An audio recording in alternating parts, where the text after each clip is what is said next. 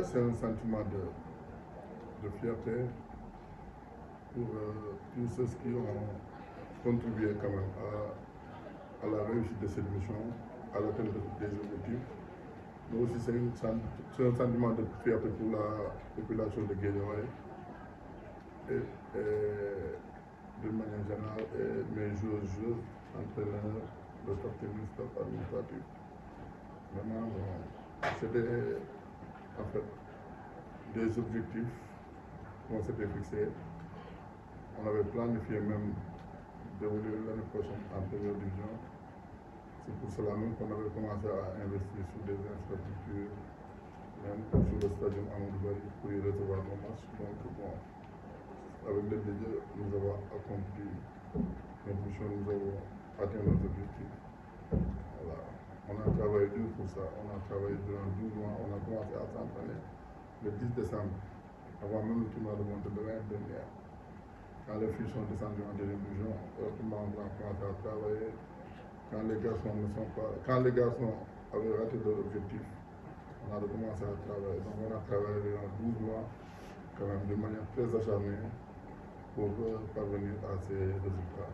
Oui, c'est un long processus avec les garçons. Vous savez, j'ai versé une académie, les gens souvent ont tendance à l'oublier. La preuve, l'équipe des filles a été montée il y a 3 ans. Après, l'équipe a été montée, c'est quand Badil devait être surclassé en senior. Donc, elle est senior 3e année, c'est la plus âgée de l'équipe. Sinon, les autres sont des cadets, des juniors. Donc, on voulait conserver quand même notre formation. On a monté une équipe. Automatiquement, nous sommes montés en première division. Maintenant, ça ne s'est pas bien passé en première division parce que on a un peu dévié sur nos valeurs parce qu'on est parti chercher des jeux. Je pense qu'on va beaucoup apprendre des erreurs qu'on avait faites quand on était monté en première division. Mais cette année, vraiment, on a senti qu'il fallait plus investir sur le staff technique. Donc on a investi sur le staff technique, on est allé chercher Bouchmal qui est un entraîneur qu'on ne présente plus. On a aussi motivé les jeunes entraîneurs qui l'ont un peu assisté et qui lui aussi les a encadrés pour au moins avoir une équipe très homogène, une équipe de choc qui a beaucoup travaillé pour quand même nous ramener toute cette joie vraiment. Et ils ont eu à atteindre aussi les objectifs qu'on les avait fixés. Un staff de qualité, mais bon, un entraîneur réceptif. Souvent, j'ai l'habitude de le dire, les entraîneurs sénégalais, souvent, ils pensent détenir le monopole des connaissances. Parce que même un journaliste qui suit chaque fois le basket, qui regarde les matchs de basket, peut avoir son mot à dire. L'entraîneur est obligé de l'écouter. Après ça, à lui de prendre ses décisions. Mais il faut être réceptif. Malik a été très réceptif de toutes les suggestions, que ce soit des dirigeants, des supporters même. Je pense que ça lui a beaucoup servi. Donc il n'a pas eu à faire les erreurs de ses prédécesseurs. Donc voilà, je pense qu'il a bien bossé. Donc, mais aussi c'est au niveau de l'organisation. Vous savez, le tournoi de montée, il y a beaucoup de paramètres qui jouent. Vous voyez qu'on est à 10 minutes du stade. Donc, c'était pour gérer la récupération. Parce que quand on jouait, on rentrait à Guédiawaye, on perdait 2 heures de temps sur la récupération. Il fallait être à côté du stade pour au moins chaque match après 10 minutes, on gère sur la récupération. Il y avait un code alimentaire très strict. Un code alimentaire très strict parce que les athlètes ne devaient pas manger n'importe quoi. Parce que ça pouvait jouer aussi sur la récupération. Parce que sur 2-3 jours, tu peux augmenter ton poids de performance. On a vraiment, moi personnellement, j'avais même pris mes congés pour veiller à tout cela.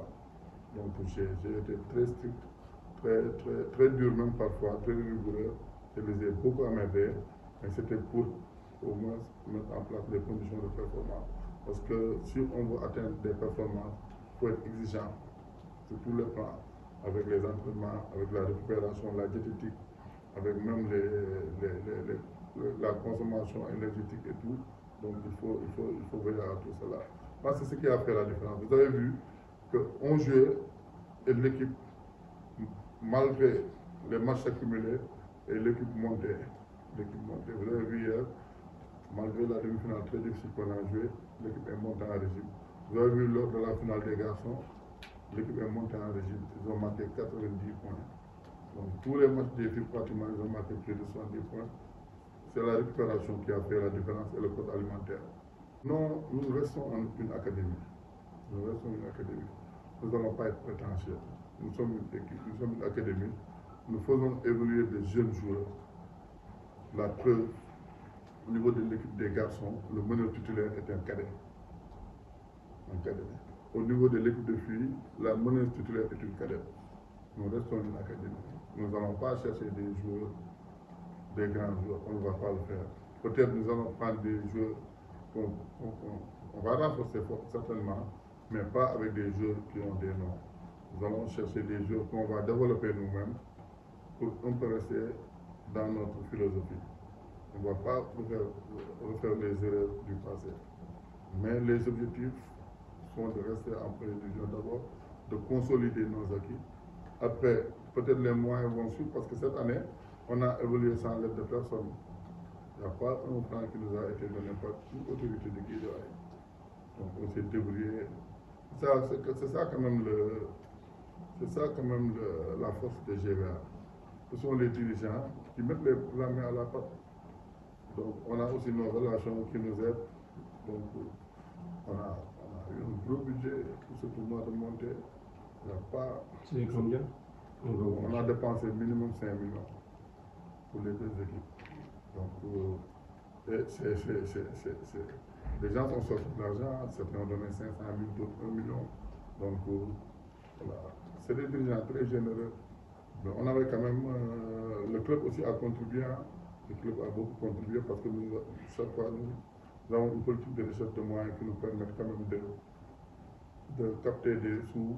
Nous avons des sponsors, donc voilà, on a une bonne organisation quand même au niveau de la gestion financière. Donc nous devons vraiment apprendre là. Et je remercie, je profite de l'occasion pour remercier les dirigeants de leur générosité. Parfois même je suis surpris par certains qui disent président, voilà, on va vers le tournoi, on s'échec. Donc vous savez que c'est une affaire, ce n'est pas des choses qu'on va voir dans les clubs. Dans les autres clubs, souvent il y a des tiraillements entre des gens pour des questions d'argent. Là, c'est le contraire. Les gens sont contents de venir mettre le sous. Donc voilà, c'est quand même ce qu'on a réussi à faire à Guédiawaye. Donc nous sommes très heureux pour cela. Oui, bon, je pense que les filles, moi je n'ai, en toute modestie, je touche du bois, je n'ai aucune inquiétude par rapport aux filles, parce que vous les avez suivies cette année, lors des matchs de foot. Donc c'est une équipe quand même qui avait quand même une envergure d'une équipe nationale. Je pense que on s'est qualifié en demi-finale de la Coupe du Maire en éliminant des équipes de première division. Donc ce sont des jeunes joueuses qui développent des qualités athlétiques très confortables. Donc je pense qu'avec un petit renforcement, elles peuvent même jouer les playoffs. Qui sera l'entraîneur des garçons? Des garçons. Effectivement aussi celui des filles. Non, bon, depuis hier, je suis en train de... J'ai reçu beaucoup de coups de fil. Mais on fera de la promotion interne. Ça, je vous fais cette exclusivité. La promotion interne, ça veut dire que Malick Bachir va coacher avec les garçons? Non, il va coacher les filles. Mais chez les garçons, c'est de la promotion interne. On a de jeunes entraîneurs, on va les promouvoir. Ils étaient là. Quand c'était difficile, ils étaient là. Ils ont accepté de souffrir avec le projet. On va les promouvoir. C'est mieux d'aller chercher un entraîneur. Déjà, moi, je suis à l'aise avec ce staff technique. Je n'ai aucun problème. Je ne vais pas amener quelqu'un qui va me créer des problèmes. Je vais faire on va faire une promotion interne, encadrer peut-être un des jeunes entraîneurs, le soutenir, l'encadrer, pour que ça fasse un mois aussi. Qui sera Djili ou bien un coach avant? On ne sait pas encore. On attend de se réunir. Bon, en fait, en tout cas, bon, moi, je suis financier de formation. Moi, je suis financier de formation. Je suis très rigoureux avec les questions financières. Donc, le modèle économique, on met en place un budget. On planifie. Déjà, nous, on avait planifié notre montée pourquoi on avait investi, on avait acheté des panneaux, des chronos, un tapis pour le stadium Amadou Barry. Parce qu'on prévoyait de recevoir dans ce stadium. Donc c'est vrai que le bon Dieu a exaucé nos vœux, mais on planifie. Nous, on a un budget. On met en place un budget qui est adopté en comité directeur. Donc il y a un vice-président qui est exclusivement chargé de la gestion financière. C'est le président Bachir, c'est lui qui fait les ordonnancements, le trésorier chef sort les chèques. Donc on a des gestionnaires qui sont au niveau du club qui font le travail au quotidien. D'ailleurs, nous allons aller en assemblée générale pour un peu rendre compte de la gestion de cette année et puis adopter un nouveau budget pour l'année prochaine. Mais dès lors qu'on a le budget, on sait, je vous donne un petit exemple. On sait que par exemple, la fédération, à l'issue de la saison, nous doit 3 400 000. C'est déjà budgétisé. Quand on prépare le budget, c'est budgétisé en ressources. On prévoit l'année prochaine, c'est une exclusivité aussi, de faire un budget de 60 millions. On a déjà des postes de ressources. On va aller chercher les autres ressources à travers des sponsors, à travers du mécénat, à travers des subventions. Mais en tout cas, c'est géré d'une façon. Moi-même, je ne préviens pas. Moi, je n'en entends pas. Peut-être je compte ici les chèques avec le trésorier, mais pour les questions budgétaires, c'est le président Basse qui à chaque périodiquement, avec le trésorier, ils font un état pour voir quelle est la situation d'exécution budgétaire, quel est le solde de notre compte. Après, ils m'en rendent compte. Mais tout est organisé. GBA, tout chacun sait ce qu'il a à faire. Le président de la commission de communication, parfois, s'il doit intervenir, fait un texte, il me donne, je valide, et puis il sait ce qu'il a à faire. Le secrétaire général, il sait ce qu'il a à faire. C'est lui-même qui était responsable du regroupement. Voilà. Donc tout ça, chacun, c'est tellement organisé. Voilà. Moi, je suis très, en tout cas, rigoureux sur le modèle d'organisation. Si les tâches sont bien dirigées et chacun fait ce qu'il doit faire, souvent, on atteint des résultats. Mais si quelqu'un empiète dans les prérogatives des autres, ou quelqu'un veut tout faire, c'est pas possible. Ouais, bon, c'est vrai que bon, là aussi, c'était un problème, c'était un peu difficile. Je ne vais pas faire dans la fine bouche, parce que quand on est venu avec le projet, ça n'était pas trop accepté quand même en banlieue. Voilà, pour des questions politiques. On a eu quand même beaucoup de croquants, mais moi, souvent, je ne me décourage pas. Quand je mets en place, quand j'ai des idées, je fonce. Je ne me décourage pas. Chaque année, ce sont des illusions, mais chaque année, l'équipe monte en envergure. Donc, je savais vraiment, avec les amis, on savait où on allait.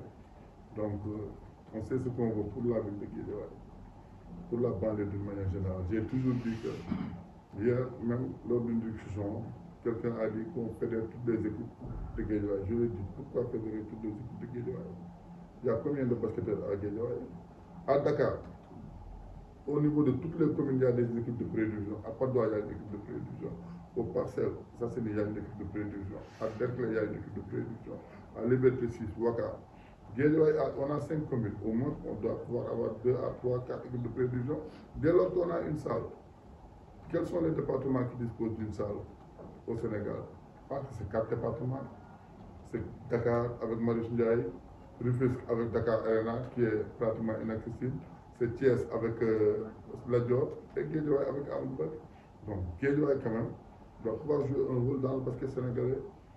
On doit pouvoir avoir 2 à 3 équipes de prédivision et y recevoir. C'est même bénéfique pour la fédération dans l'organisation de ces matchs, dès lors que parfois Marie est indisponible. Donc je pense que nous voulons servir de locomotive au basket de la banlieue et de Guédiawaye particulièrement. Oui, bon, pour les élections de la présidence, en fait, moi, je me suis présenté par conviction. Ça, je peux le dire aisément. Je pense que c'est la première fois que j'en parle. Parce que je n'étais pas d'accord avec je suis toujours pas d'accord avec la gestion de la fédération. Il fallait que je me présente. Mais tout le monde a vu dans quelles conditions je me suis présenté, dans quelles conditions même j'avais accès au fichier électoral. L'adversaire qui était en face avait le soutien de l'État. les ministres et beaucoup du monde du basket. Je me suis battu avec eux, j'ai eu 30%. On n'est pas parti en même temps. Il me prédisait pas, même pas 10 voix, j'ai eu 42 voix. Ça veut dire que voilà, je sais ce que je veux dans le basket, mais de toute façon, ça c'est l'histoire derrière moi. Moi, je ne suis pas trop pouvoir. Ceux qui me connaissent bien savent que je ne suis pas trop pouvoir. Mais il fallait que je me présente parce que les gens voulaient que je me présente. Je me suis présenté, je ne pense même plus me représenter. Ça, je vous le dis parce que ce que je vois souvent au niveau des instances fêtières ne me convient pas. Et je ne vais pas me mettre là-bas à me bagarrer parce que les gens, souvent, ils viennent avec d'autres intentions. Moi, tout ce qui me préoccupe, c'est le travail. C'est le travail et le travail bien fait. Je ne suis pas dans les deals, je ne suis pas dans le complot, je ne suis pas dans les compromissions. Moi, ce qui m'intéresse, c'est le basket. Le basket, le développement du basket. Simplement. Quand je vois que c'est un cadre propice pour travailler, comme ce que j'ai pu instaurer à Guédiawaye, à GBA, je me mets, je travaille pour l'intérêt général. Je n'ai pas besoin des honneurs, je n'ai pas besoin de l'argent, je n'ai pas besoin des voyages. Ce sont des choses qui ne m'intéressent pas. Je veux le développement du basket. Et c'est ce que je suis en train d'inculquer aux dirigeants qui sont en GBA. Parfois, il faut savoir servir sa communauté d'une manière désintéressée. Mais je ne pense pas me représenter. Voilà, ça ne m'intéresse pas. Il fallait le faire. C'était une demande populaire. Je l'ai fait. C'est derrière moi. Mais pourquoi pas? On a déjà le panneau. Amadou Barry est plus propice pour recevoir des matchs de l'élite que j'ai beaucoup de respect pour les autres stades. Mais on reçoit à Joseph Gueye. On reçoit à Mour, service de Mour. On reçoit à Alisté, encore qu'à Alisté, il faut que la fédération anticipe sur ça. Alisté je pense que en chantier. Il faut que la fédération anticipe sur ça parce que il y a que le stadium Dimitri qui n'est pas réglementaire. Donc la fédération doit anticiper. C'est une suggestion que je fais pour eux. Ils doivent anticiper par rapport aux deux équipes de Ziguinchor qui doivent recevoir les matchs. Vous voyez bien que Casa Sport reçoit à Kolda. Donc il faut que la fédération anticipe. Tout est prêt pour qu'on reçoive à Amoubari. On a un chrono qui est meilleur que celui du Maristia, en tout cas ceux qui sont là présentement. On a des panneaux qui sont meilleurs que ceux qui sont à Maristia. On a un tapis. Les appareils de 24 secondes, actuellement, j'ai demandé à ce qu'on les cherche, ce qu'on les trouve en Europe, c'est sûr qu'on les aura cette semaine. Amadou Barry sera prêt avant le début du championnat.